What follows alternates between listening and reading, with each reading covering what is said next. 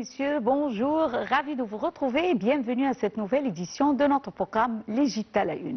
Et commençons l'édition d'aujourd'hui du lundi 27 mai 2024 avec le président Abdel Fattah el-Sisi qui a inauguré ce samedi une série de projets de développement majeurs dans la région au sud de la vallée, notamment des méga-stations d'élevation d'eau à Toshka en Haute-Égypte et de vastes réseaux routiers. Ces projets de développement visent à transformer la région en améliorant les infrastructures, en élargissant les réseaux routiers et en utilisant efficacement les ressources en eau. Un commentaire de Dalia Karam. L'État égyptien a déployé des efforts remarquables pour surmonter les obstacles lors de la mise en œuvre du projet de bonification des terres désertiques à Toshka. C'est ce qu'a affirmé le président Abdel Fattah el-Sisi à l'inauguration ce samedi d'une série de projets de développement dans la région au sud de la vallée, notamment de méga-stations d'élévation d'eau à Toshka en Haute-Égypte et de vastes réseaux routiers. Ces efforts comprenaient la démolition d'un mur de granit de 7 km de long à l'aide d'une quantité stupéfiante de 8000 tonnes d'explosifs. Les efforts déployés par l'État pour bonifier et cultiver les terres de la vallée du Sud ont abouti à la récupération réussie de 430 000 faidans, dont 140 000 faidans spécifiquement dédiés au projet Toshka. L'autorité technique des forces armées a joué un rôle crucial dans le développement de l'infrastructure nécessaire, notamment dans le nivellement des terrains difficiles.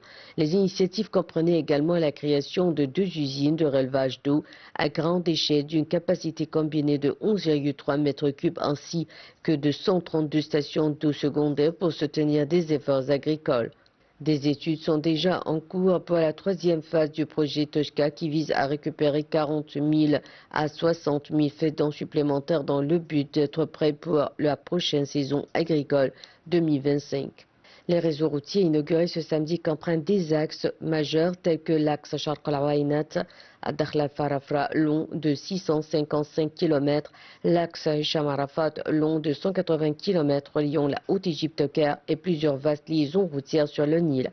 Les routes nouvellement inaugurées comprennent également l'axe général de division Samir Farag de 19 km, l'axe Mohamed Saïd Tantawi de 28 km, l'axe Dr Kamal Hamdan de 3,7 km et l'axe Mohamed Saddiq Manchawi de 41 km. Le président Sisi a invité les investisseurs à participer activement aux projets agricoles en cours dans toute l'Égypte. Il a souligné l'importance de la conservation de l'eau et la nécessité de maximiser l'utilisation des ressources en eau disponibles pour garantir qu'aucune goutte d'eau ne soit gaspillée. Grâce à de tels projets à travers l'Égypte, le pays a étendu la culture de blé dans les zones récupérées de plus de 700 000 faidans sur un total de 3,25 millions de faidans, a déclaré le ministre de l'Agriculture, Saïd Al-Qusser, lors de l'inauguration. Le président a également souligné l'importance de la couverture médiatique et a exhorté à organiser des voyages pour les professionnels des médias et les étudiants universitaires afin de constater les progrès remarquables réalisés sur le terrain dans le cadre du projet de Toshka. Le projet, présenté comme le plus grand du genre au Moyen-Orient, vise à contribuer à l'autosuffisance en matière de production de blé, un aliment de base du régime alimentaire égyptien. Au cours de la cérémonie, le président a également évoqué les énormes investissements réalisés pour développer les infrastructures du pays et continuer à fournir des services de base aux citoyens, notamment l'électricité. Le président a expliqué la justification du programme actuel de rationalisation de l'électricité, affirmant qu'il vise à empêcher les citoyens de supporter le fardeau de factures de consommation d'électricité exorbitantes. Le président a noté que pour garantir un approvisionnement ininterrompu en électricité 24 heures sur 24, les particuliers devraient payer le double ou le triple du prix actuel de l'électricité. Le président a également parlé des efforts de l'État pour maintenir les subventions des miches du pain. Le président Sisi a souligné que le gouvernement accorde actuellement des subventions d'environ 130 milliards de livres égyptiennes par an pour fournir du pain subventionné aux citoyens au prix de 5 piastres alors que le coût réel pour l'État est de 125 piastres. L'Égypte a salué la décision de la CIJ, la Cour internationale de justice, d'imposer à Israël de cesser son attaque contre Rafah. Le ministre des Affaires étrangères, Sameh Shoukry, a réitéré son appel à un cessez-le-feu dans toute la bande de Gaza, invitant Israël à respecter ses obligations pour prévenir au génocide dans l'enclave palestinienne. Le point avec Dalia Karam. L'Égypte a appelé Israël à respecter les obligations lui incombant au titre de la Convention pour la prévention et la répression du crime de génocide et du droit international humanitaire et à mettre en œuvre toutes les mesures conservatoires de la Cour internationale de justice qui sont juridiquement contraignantes et exécutoires car elles émanent de plus hauts organes judiciaires internationaux. La CIG a imposé à Israël d'arrêter immédiatement les opérations militaires israéliennes contre la ville palestinienne de Rafah, de maintenir ouvert le point de passage de Rafah pour que puisse être assurée sans restriction et à grande échelle la fourniture des services de base et de l'aide humanitaire requis de toute urgence. L'Égypte a souligné qu'Israël porte l'entière responsabilité juridique de la détérioration de la situation humanitaire dans la bande de Gaza en tant que puissance occupante, exigeant qu'Israël arrête sa politique systématique contre le peuple palestinien, qui représente une violation de toutes les dispositions du droit international et du droit international humanitaire. Dans un communiqué du ministère des Affaires étrangères, l'Égypte a estimé que la décision de la Cour est conforme à la situation tragique actuelle dans la bande de Gaza et à la poursuite des massacres contre les Palestiniens non armés et de la destruction de l'infrastructure dans la bande de Gaza. L'Égypte a déjà mis en garde contre les dangers des opérations militaires israéliennes à Rafah qui pourraient aggraver la crise humanitaire de plus de 1,4 million de Palestiniens. Enfin, l'Égypte a appelé le Conseil de sécurité et les parties internationales concernées à s'acquitter de leurs responsabilités juridiques et humanitaires en adoptant des mesures décisives pour mettre fin à la catastrophe humanitaire dans l'enclave palestinienne, pour parvenir à un cessez-le-feu global, pour mettre fin aux opérations militaires à Rafah, pour assurer l'acheminement des aides à toute la bande de Gaza et à protéger les équipes de secours internationales pour recevoir et distribuer l'aide. Une nouvelle visite de Choukri à Paris s'inscrit dans le cadre de la coordination diplomatique pour chercher des solutions politiques à la guerre d'Israël contre Gaza et mettre fin à la situation humanitaire catastrophique dans l'enclave palestinienne. Un commentaire. Le ministre des Affaires étrangères égyptien Sameh Shoukry s'est rendu ce vendredi 24 mai à Paris pour discuter avec le côté français des modalités du cessez-le-feu dans la bande de Gaza, d'après un communiqué sur la page officielle du ministère des Affaires étrangères égyptien. Plusieurs autres responsables des pays médiateurs se sont également dirigés vers la capitale française pour relancer les pourparlers sur un accord de cessez-le-feu, après qu'Israël a donné le feu vert pour la reprise des négociations. Le chef de la diplomatie égyptienne a insisté sur l'importance de la mise en œuvre de la solution des deux États, examiner les moyens de mettre fin à la crise humanitaire et permettre d'acheminer des flux d'aide suffisamment adaptés aux besoins de la population du secteur. L'ambassadeur Ahmad Abouzid, porte-parole du ministère égyptien des Affaires étrangères, a annoncé que le chef de la diplomatie avait reçu une invitation du président français Emmanuel Macron pour participer à une réunion ministérielle des ministres des Affaires étrangères du Qatar, de la Jordanie, de l'Arabie saoudite et des Émirats arabes unis avec le président français. Le porte-parole a souligné que la visite fait partie du désir de la partie française de communiquer et de coordonner avec les ministres arabes afin de résoudre un gel de négociations entre Israël et le Hamas. Le président français a reçu vendredi soir les chefs de la diplomatie de l'Égypte, du Qatar, d'Arabie saoudite et de Jordanie pour faire un point sur la situation Proche-Orient, a annoncé l'Élysée. Il s'agit de l'Égyptien Sameh Shoukry, du Jordanien Ayman Safadi, du Qatari Mohammed Ben Abdelrahman Al-Thani, du Saoudien Faisal Ben Farhan, a ajouté l'Élysée sans plus de précision.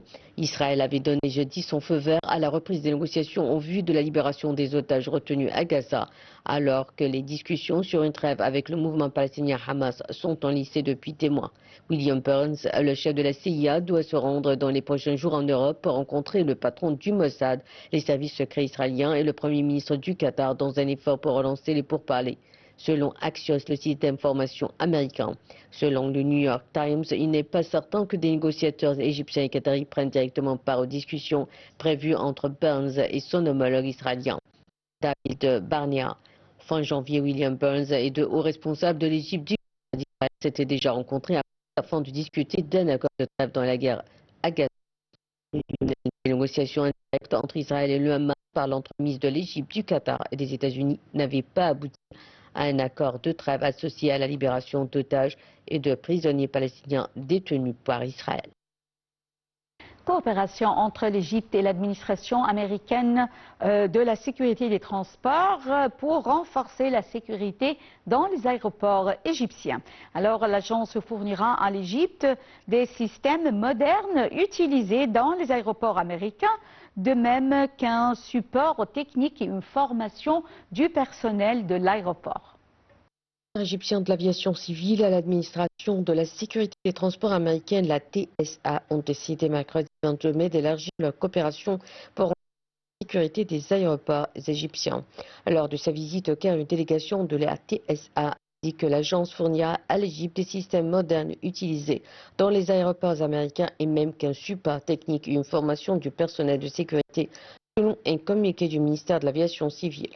La TSA contribuera également au développement et à la rénovation du terminal 3 de l'aéroport du Caire en fournissant les équipements et l'expertise nécessaires pour assurer la fluidité des procédures de voyage. Le ministre de l'Aviation civile, Mohamed Abbas Helmi, et le chef de la délégation de la TSA, William Greenhold, ont aussi envisagé la création en Égypte d'un centre régional de formation sur la sécurité aérienne équipé par la TSA. Créée dans la foulée des attaques du 11 septembre 2001, la TSA a pour mission de veiller sur la sécurité des systèmes de transport.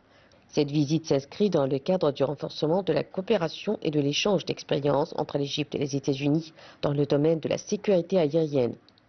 Au cours de la réunion, le lieutenant-général Mohamed Abbas Helmi a passé en revue toutes les procédures et mesures de sécurité suivies dans les aéroports égyptiens, soulignant les efforts déployés par l'État égyptien pour développer et accroître l'efficacité du système de sécurité dans les aéroports et appliquer les dernières technologies internationales dans le domaine de la sûreté aérienne, ainsi que la sécurisation des personnes, des installations et des vols au plus haut niveau conformément aux normes mondiales.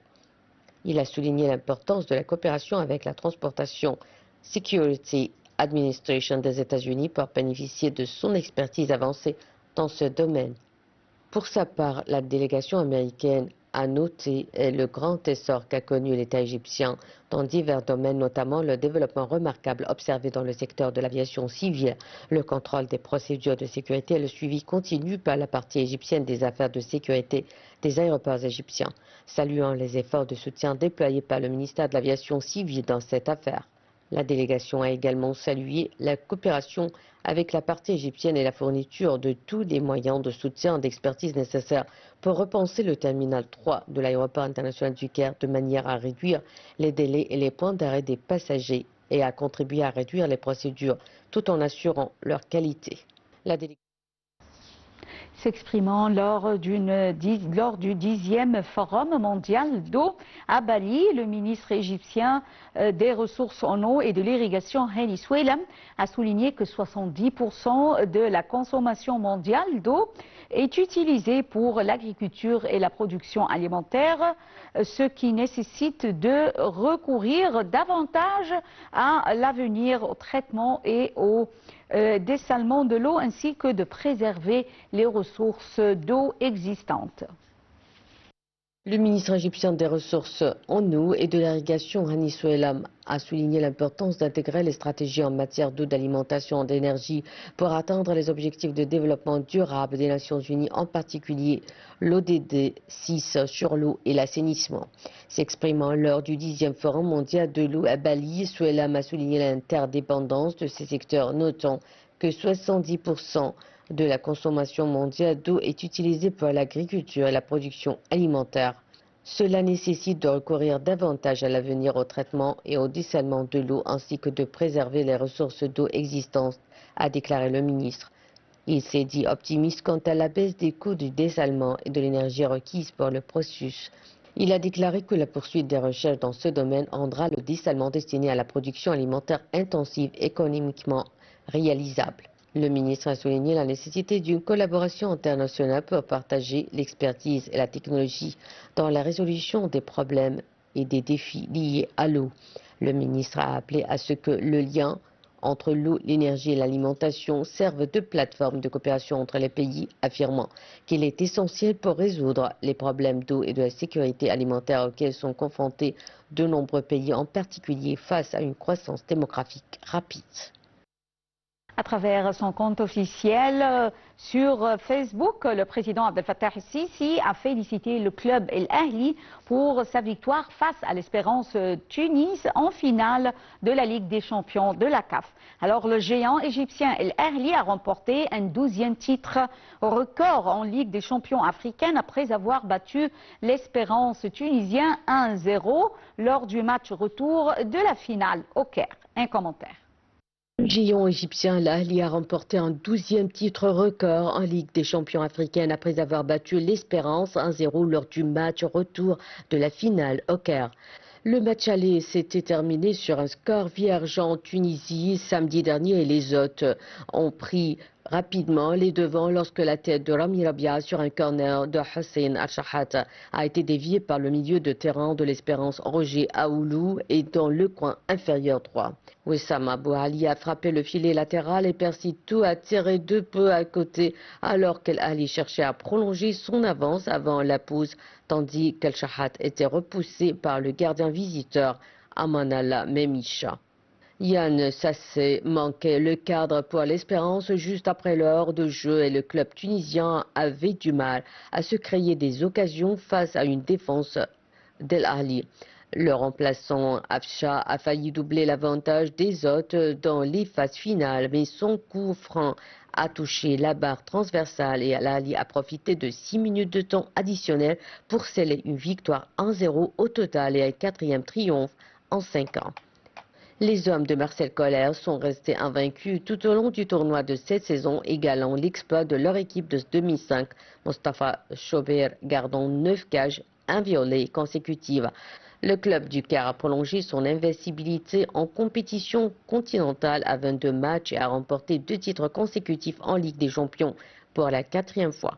L'Ahly et l'Espérance s'étaient déjà qualifiés pour la Coupe du Monde des clubs élargis à 32 équipes de la FIFA qui se tiendra aux États-Unis en juin et juillet de l'année prochaine, aux côtés de Wydad Casablanca et des Mamelodi Sundowns.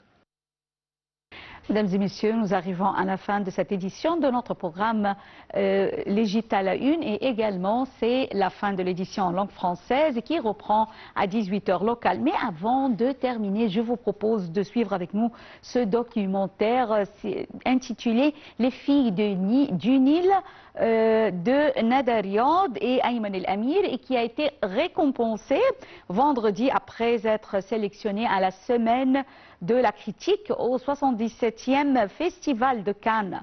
Durant 4 ans, les deux réalisateurs, Nada Riad et Ayman El Amir, ont suivi un groupe d'amis qui montent des spectacles de rue pour défendre leurs droits dans une ville copte du centre de l'Égypte. Un commentaire de Dalia Karam. À la semaine prochaine. De Nada Riad et Ayman El Amir a été sélectionné à la semaine de la critique au 77e Festival de Cannes. L'action du film Les filles du Nil, qui se situe dans un village au sud de l'Égypte, suit le parcours de plusieurs jeunes filles décidées à former une compagnie de théâtre de rue. Durant 4 ans, Nada Riad et Ayman Amir ont suivi un groupe d'amis qui montent des spectacles de rue pour défendre leurs droits dans une ville copte du centre de l'Égypte.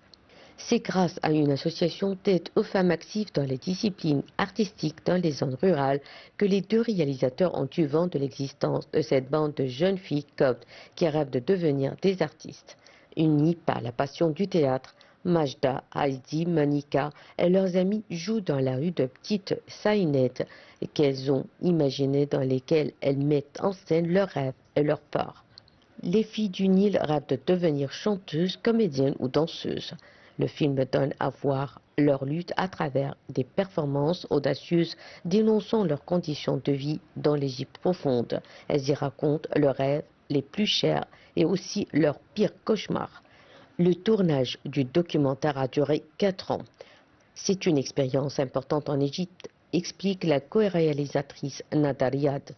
Elle pense qu'on a besoin de raconter des histoires venant de tous les coins d'Égypte et surtout de lieux qui possèdent une tradition artistique et de fortes relations sociales.